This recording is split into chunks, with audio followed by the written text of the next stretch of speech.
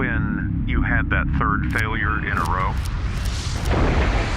did you think, I need to pack this in? Never. Why not? I don't ever give up.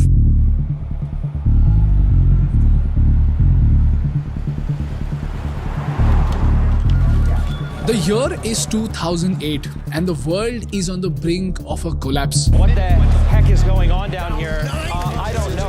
All of a sudden here, we started hearing screaming. The market didn't work. It broke down. The machines broke down. Fear came back into the market in a very big way. Now it's official, we are in a recession. It is definitely a very, very difficult time, and it's not going to get better quickly. People are seeing this, and those memories of fear are coming back. The Dow tumbled more than 500 points after two pillars of the street tumbled over the weekend. A year so catastrophic that the American stock market was in a freefall, billion-dollar companies were crumbling into dust, $600 billion of assets collapsed overnight, 2.6 million jobs vanished into thin air, and the S&P was down by 40%. Because this was the 2008 crisis. 2008 was brutal. Yeah, 2008, we had the third consecutive failure of the Falcon 1 rocket for SpaceX. The reason that there hasn't been a huge a big improvement in the space industry. Talk about space exploration just for a moment. How is it going in terms of creating the systems that will engage us in space exploration? And during this time, if you asked anyone in America about starting a business, they would have called you crazy. But in the middle of this chaos, there was one man who took a leap of faith so bold, it could have destroyed him. He bet every last penny he had on a rocket. Yes, a freaking rocket. Musk decided that the only way to get an affordable rocket was to build it himself. Read every book I possibly could on rocket engineering and decided to try giving it a go. And he started SpaceX. He's obviously a gambler, and many, many times he has put all of his money down and taken great risk. $100 million into something that you did not believe would work at the beginning. Yes. What our industry needed was somebody like, say, a Steve Jobs, somebody that could really push the envelope. But this time, his company had already launched 3 rockets only to see them fail miserably. And now he is 1 inch away from bankruptcy. So this launch could either make him a legend or the stupidest businessman in America. And as the clock ticked down to launch, America saw something that changed the world forever. Elon Musk just launched the Falcon 1.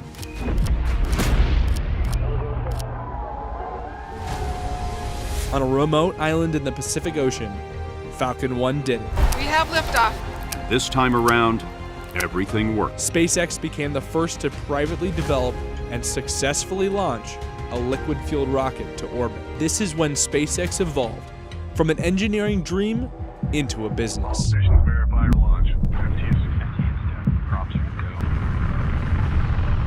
Little did the people of America know that day that this rocket is going to turn Elon Musk into the richest man on earth.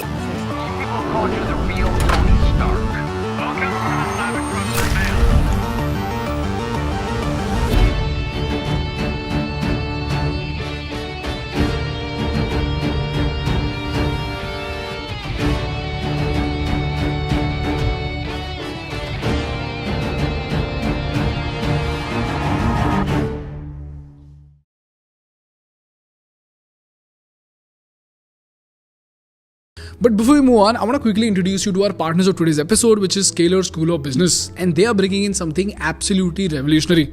People, if India is to become a $30 trillion economy by 2040, it will need many more visionary leaders like Elon Musk. Amitabh Kant, the ex-CEO of Niti Aayog, recently stated that our education system has traditionally focused on students earning degrees rather than producing high-quality talent. And even the IIT curriculums need restructuring. Meanwhile, companies like Scalar are already helping reskill students, which gets them jobs with a median CTC of 25 lakh rupees. So if you're seeking world-class business education, you must check out Scalar School of Business. They offer a full-time on-campus 18-month PG program in management and technology where you learn business hands-on from the leaders who have built billion-dollar companies like Uber, Myntra and McKinsey. You know, even the best business schools don't teach you how to build a business. They only teach you business concepts. That is why Scalar follows a practical first approach where students work on real-world projects reviewed by CEOs themselves. Just imagine if you get the chance of presenting a tier 3 market strategy to Uber India's CEO himself. Feels amazing, right? Just like this, as a part of the curriculum, students also have to build a business, take them to the market, generate revenue and even raise VC funding, all while studying on the campus. In fact, their first year students have already closed pre-seed funding for their startups. The best part is, with over a decade of experience, Scalar has access to 1,200 plus industry partners, boasting placement rates of 96% and a median CTC of 25 lakh rupees per annum. Last year, the program received over 1,000 plus applications with a 4% acceptance rate. And students came from top firms like Deloitte, EY, Amazon and Uber. And now their next batch launches in July in Bangalore. So applications are now open and you can receive scholarships up to 100%. So if you find this interesting, apply for Scalar School of Business through the link in the description or in the pinned comment section below. And now on with the episode.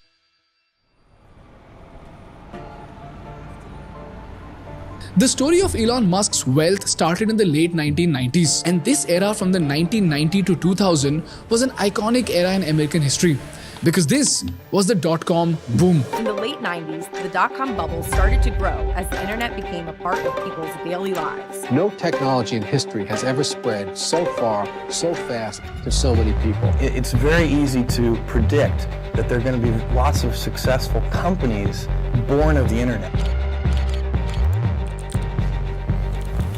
Now, the dot-com bubble was the most euphoric time in America. Most people called it the gold rush of the dot-com bubble because every person who had a dot-com, as in every person who had a website, got $1 million in funding without a business plan.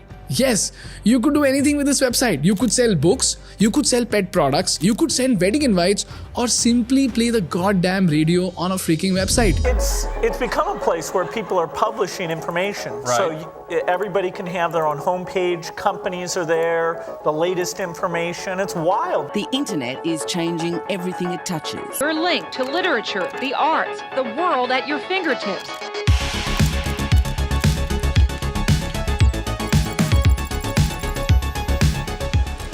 All you needed is just a website.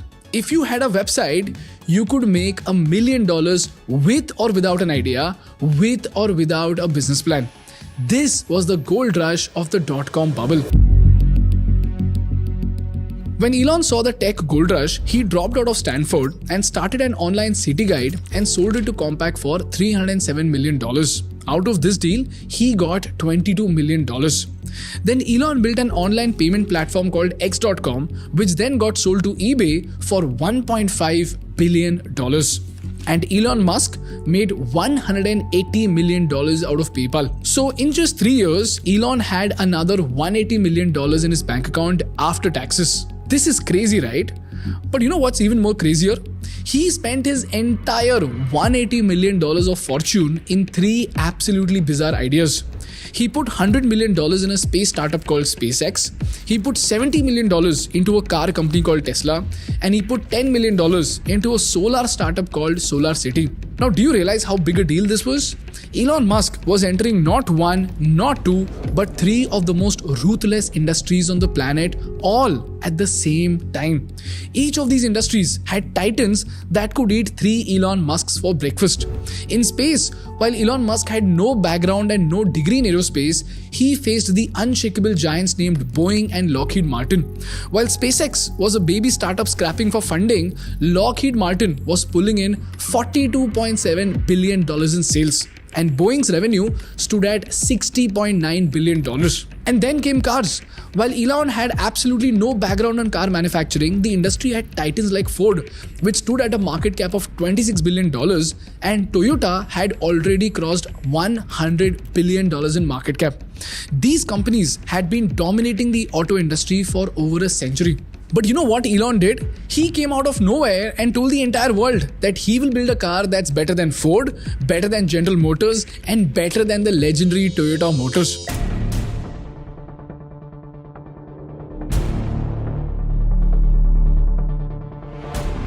On one hand, while NASA found it difficult to land on Mars, Elon said he doesn't just want to land on Mars, he wants to colonize Mars and build cities on Mars. Sounds ridiculous, right? Well, it was ridiculous. So everybody called him crazy. They said Elon is building toys, not rockets. Tesla is not a car, it's a joke. And they said no one wants to drive an ugly, quiet car. And these were not stupid people on Twitter. These were experts who spent decades into engineering. And they didn't just criticize him, they laughed at him. People who've been in the rocketry business for decades, who say about you that you don't know what you don't know. SpaceX's lack of experience bothers some NASA legends, like Apollo astronauts Neil Armstrong and Gene Cernan. They've testified to Congress that the Obama administration's drive to commercialize space could compromise safety and eventually cost the taxpayers. Now is the time to overrule this administration's pledge to mediocrity. And this hurt Elon Musk a lot. But little did those people know that Elon Musk is just about to pull off a miracle. So the question is, what exactly did Elon Musk do?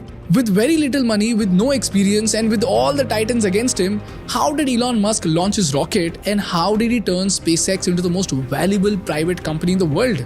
And interestingly, the story starts with the Russians. In the year 2001, Elon walks into a Russian office and the Russian official says, "So, Mr. Musk." It's actually Musk. Yeah, whatever. But why do you want to buy rockets? I want to buy 2 decommissioned ICBMs and launch them to Mars. People, man wants to fly to Mars. Maybe he can send money to aliens too. Mars.com. Free money transfers across the galaxy. And as soon as the Russians started mocking him in the first sentence itself, Elon was shaken.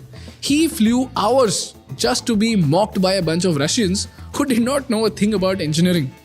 But Elon knew that he was in Russia and not the United States of America.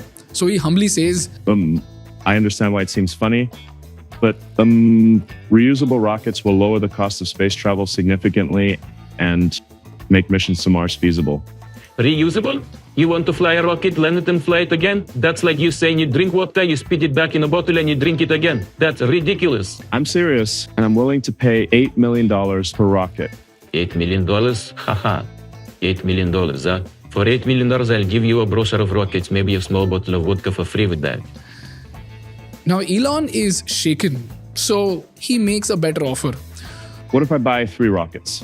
Yeah, sure. With 3 rockets, we throw in 3 bottles of vodka, specialty just for you, Mr. Musk. So now Elon thinks, the Russians are maybe ready to sell the rockets. So he says, all right, sounds good. So how much will it cost me? $18 million. Okay, that's great. $6 million per rocket. That works very well. Let me know, how do I proceed? $6 million each? You think we are selling toys, Mr. Musk? It's $18 million per rocket. And now Elon is started. $18 million each? That's way too high. I don't have that kind of money. Fine, no problem. Let's make it $21 million per rocket now, Mr. Musk. Is that okay? Wait, you're increasing the price of the rocket because I said it's too high? That doesn't mean any sense. And this is when Elon realized that the conversation that he was having was absolutely pointless. Thanks for the advice, gentlemen. I think I will just go and build my own rockets. Of course you will. And then what? Send rockets to God? Maybe deliver him a package with their PayPal money. And that is how the meeting ends. Now you tell me, guys, how would you react to this situation? Most people would just get angry, give up, or they would just go ahead and find a different supplier, right? But you know what Elon did? Elon literally decided to build his own rocket. And this wasn't just a random dream, it was based on a genius framework. A framework so powerful that while the Russians quoted $18 million, SpaceX launched their rocket at just $6.7 million. And this cost was so miraculously low that it even left giants like NASA and Boeing absolutely stunned. This framework is famously called the Idiot Index. To tell you about it, while Elon was coming back from Russia, he tried to understand the actual cost of making a rocket.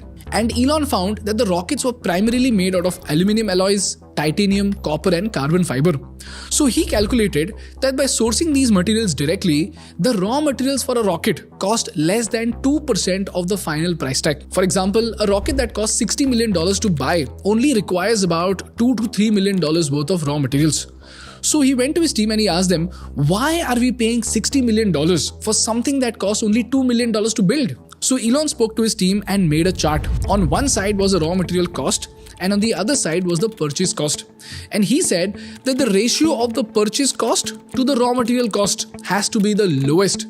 And whenever it is very high, the team must look into cost cutting. For example, there is a component called turbo pump, which is responsible for delivering fuel and oxidizer to the combustion chamber in a rocket. Now the raw material cost, as in the cost of the steel and aluminium, was just $10,000.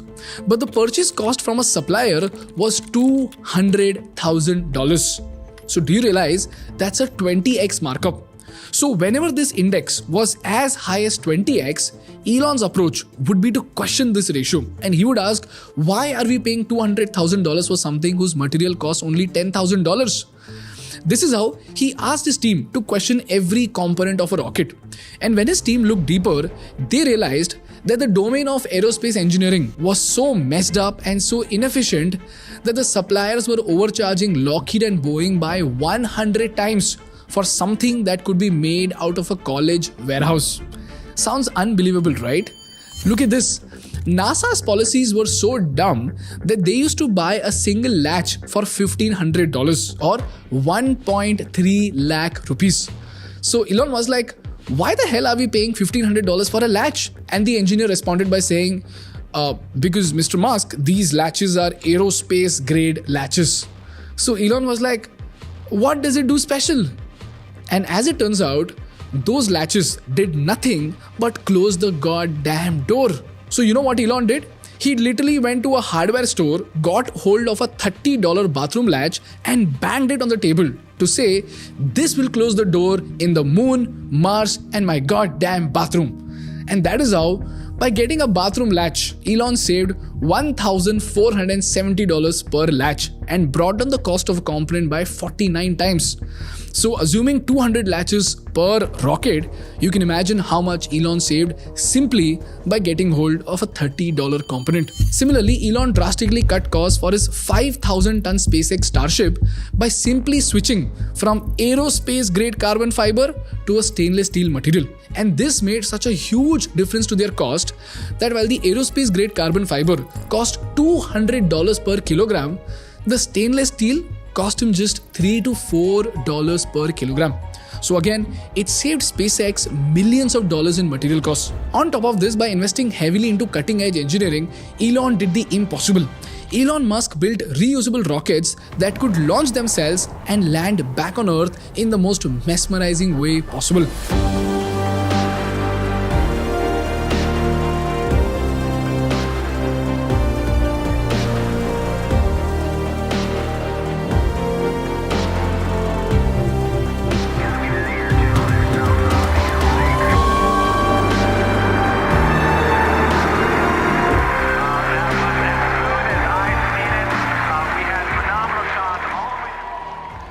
That was mind-blowing, right? And you know how magical these reusable rockets were to the cost of SpaceX? Look at this. The cost of a rocket can be broken down into three parts. The first stage contains engines and fuel tanks. And then comes payload fairing, which protects the payload satellites, cargo and crew during the intense forces and vibrations of the launch. And then we have the second stage, which is responsible for delivering the payload to its final orbit. This stage contains a smaller engine and avionics system for navigation and control. And if you look at the cost breakdown, if a rocket costs $60 to $80 million, $36 to $48 million go into the first stage, $12 to $16 million go into the second stage, and $12 to $16 million go into fairing and launch costs. But you know what the Titans were doing? While Boeing let their first stage of the rockets burn up in the atmosphere or crash into the ocean like a discarded piece of trash, SpaceX changed the game. The Falcon 9 doesn't just launch, it comes back.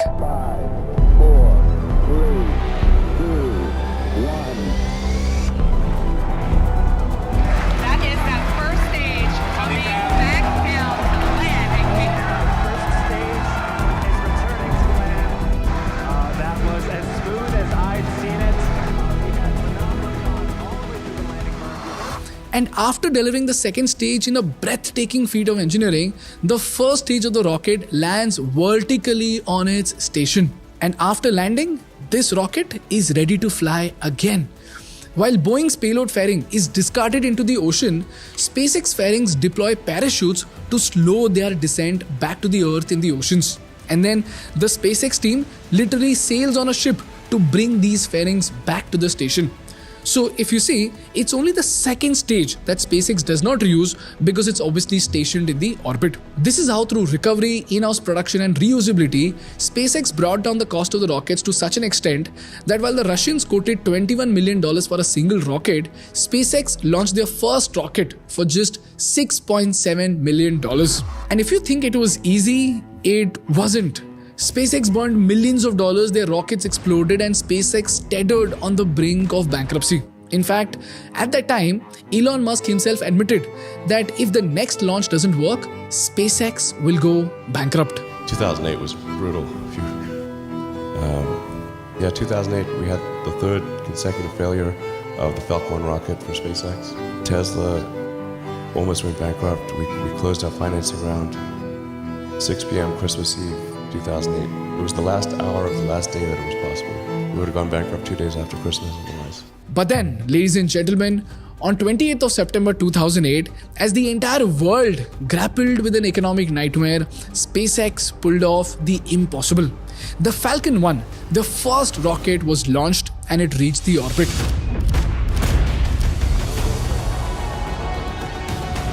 No privately developed launch vehicle company had ever achieved Earth orbit. Everybody tried and failed. Weeks later, I think we had the first successful flight of Falcon 1.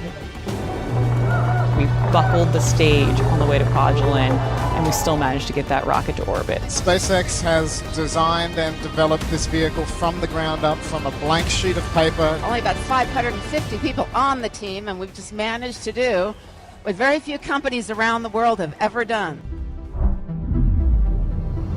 It wasn't just a victory for SpaceX, it was a declaration to the world that innovation doesn't come from playing it safe, it comes from risking everything to build what others call impossible. SpaceX didn't just build rockets, they built hope. And in that moment, amidst the wreckage of the global financial crisis, they proved to the world that even in the darkest times, the light of innovation can ignite the stars. But having said all of this, the biggest question of all is, how on earth does SpaceX make money today? Well, as it turns out, Elon Musk's extraordinary cost-cutting strategy gave SpaceX three incredible superpowers. Firstly, NASA's space shuttle used to cost $1.5 billion to launch 27,500 kgs into space. That's about $54,500 per kg. And then came SpaceX with its Falcon 9. You know how much they did the same job for? They did it 20 times cheaper at just $62 million. So while companies like Boeing were launching a kilo of payload at $54,500, SpaceX did it for just $2,720 per kg. And guess what? When SpaceX did what companies like Boeing could do at 1/20 of the cost, NASA started giving billions of dollars worth of contracts to SpaceX. Secondly, because of this cost reduction, in 2023 alone, they didn't just stop at 10, 20 or even 50 launches. SpaceX alone in 2023 launched 100 rockets. Now, do you realize that's not scaling up, that's dominating the game. And while Boeing and Lockheed made new rockets again and again, SpaceX simply reused the same rockets and launched them back into the orbit. As a result, SpaceX captured 60% of the global commercial launch market. And lastly, since SpaceX did everything in-house, the research and development allowed the company to innovate faster than any competitor. So much so that while Boeing Starship failed to bring Sunita Williams, it is Crew Dragon spacecraft made by SpaceX that is now going to bring her back in February.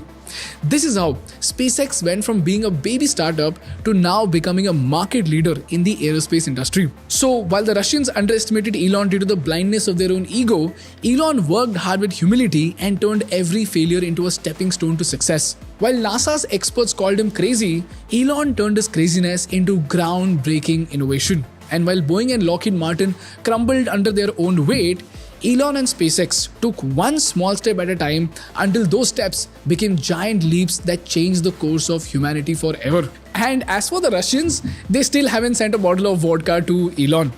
This is a story of how one crazy man is single-handedly pushing the fabric of humanity with grit and persistence. And as Steve Jobs rightly said, those who are crazy enough to think they can change the world are the ones who do.